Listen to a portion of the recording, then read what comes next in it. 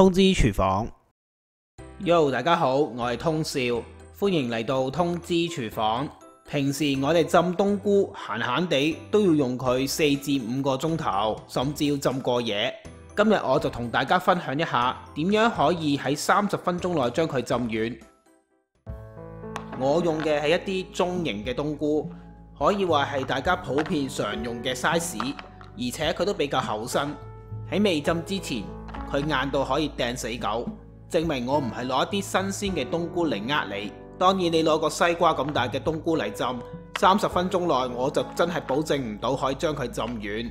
你自己要調節下時間啦，我自己未整過咁大嘅冬菇。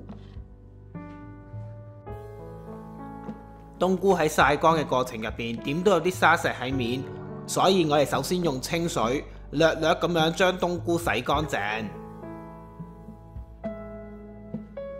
冬菇略略洗乾淨之後，我哋先加入大概1茶匙嘅糖落去。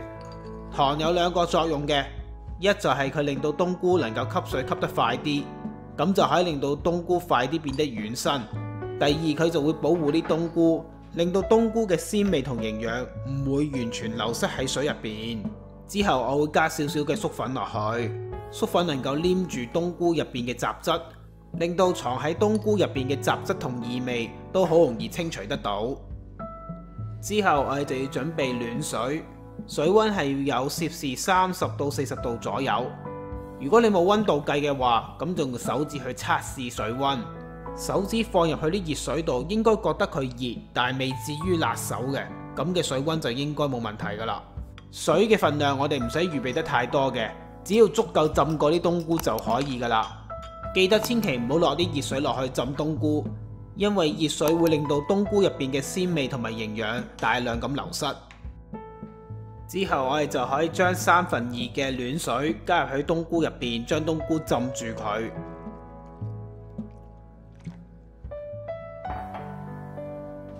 啲水加好晒之後，我哋就喺上面鋪一張錫紙，然之後再喺上面放一個細嘅碗仔落去。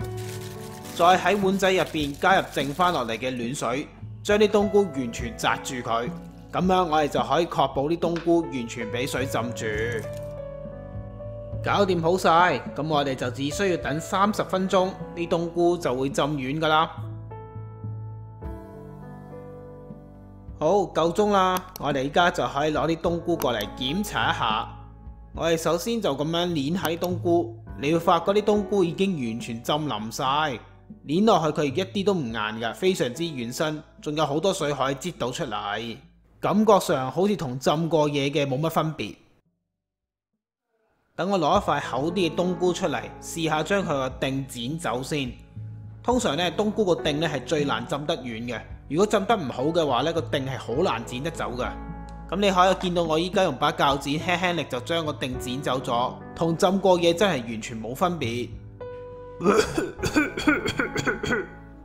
哇！30分鐘就浸到我咁軟身，平時本大爺都要浸1日先會咁軟身噶嘛，咁都俾你做到啊，通少，你真係黐孖筋噶！哇哈哈哈哈哈哈哈哈！至於清洗冬菇嘅方法，同我之前分享俾大家嘅短片一樣，都係加入大量嘅粟粉，然後同冬菇撈勻佢，之後就喺清水下邊將佢洗乾淨。將冬菇入邊嘅水壓埋出嚟，咁基本上就清理完成噶啦。至於你話要唔要落調味料，就視乎你嘅食譜，通常都係加啲豉油同糖落去嘅。如果大家中意我嘅短片，希望呢你會俾個 like 同埋 share 俾你身邊嘅朋友，仲要訂閱我嘅頻道支持下我。訂閱完之後記得要撳埋隔籬個鐘仔，咁樣你先會收到我最新嘅通知噶。我哋下次再見啦。拜拜。